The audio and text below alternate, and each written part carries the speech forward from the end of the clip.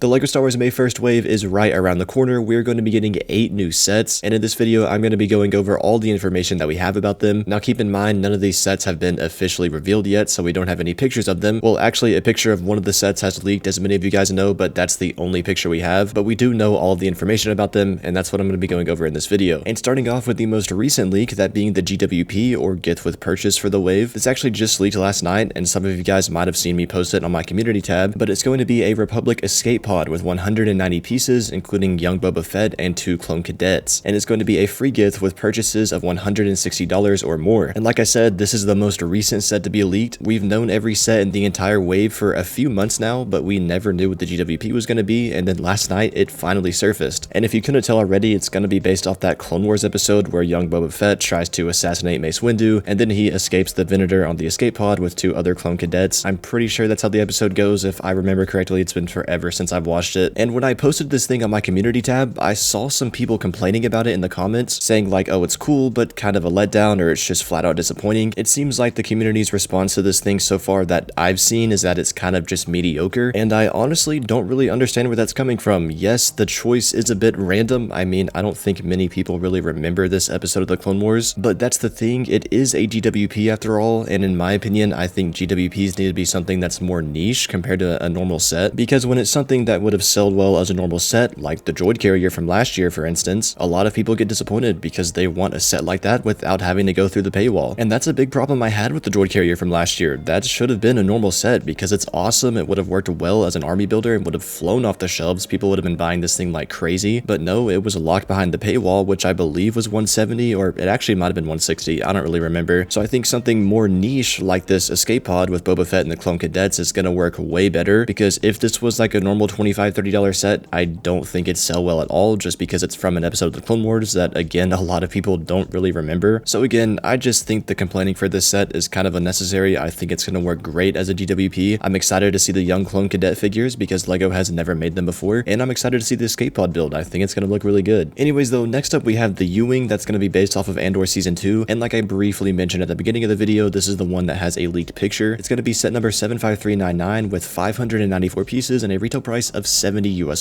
And when this leaked, I posted it on my community tab, but I never made a video actually giving my thoughts on it, and to be honest, my thoughts are pretty similar to everyone else's. It's clearly downscaled and looks inferior to the 2016 one. From what I've seen, it's about the same length as the older model, maybe a few studs shorter, but as you can tell in this picture, it's clearly a lot thinner, and I think that's unfortunately gonna make the proportions of this thing look off. Now obviously we only have this one picture of it, so I can't really make the final judgment on that until I see more pictures of it and actually get it in hand, but from this angle, it looks like it's going to be about the same length as the older one, but a lot thinner, which I'm scared is just going to make the proportions look kind of off. Another kind of negative thing to point out about it is the door. The door folds down, as you can see here, when it's supposed to slide open like it does on the old one. And then not to mention the engines, that I don't think their placement is that great. They shouldn't be so close to each other. I mean, with the build itself, there's really just little things here and there that show this is clearly going to be an inferior model to the original one we got, which is just kind of disappointing. Now again, I know I'm saying a lot based off this one picture. Maybe it's just this angle, and when I see a different angle, my opinion on it will completely change, but from what we have right now, this thing does not look that great. Now the minifigures on the other hand, I'm happy with. You have K2SO, which looks to be the exact same one that came out in 2016, and Krennic Shuttle, and I am very glad he's in this set. As some of you might know, I did just review the original U-Wing, and one of my complaints with that set was that I think K2SO should have been included in it and not in Krennic Shuttle at the time, so it is really nice to see him in the remake. Then also you have Cassian Andor, he looks great, and then you have Dedre Miro and the Imperial Trooper. Dedre clearly being the highlight minifigure for this set. She's got dual molded legs, a nice hat and hairpiece, and then you got the Imperial Trooper with the riot shield. I think he was in the Andor Season 2 trailer, and he looks cool. I think it's nice we're getting a unique Imperial Trooper and not just another Stormtrooper, but really I don't have much to say about him. Overall, for the most part, based off this one picture we have of this set, it just looks pretty disappointing. I'm happy with the minifigure lineup, but the build itself is just clearly inferior to the 2016 one. Anyways though, next up we have a Midi scale Kylo Ren's command shuttle, set number 75406, with 386 pieces and a retail price of $70 US.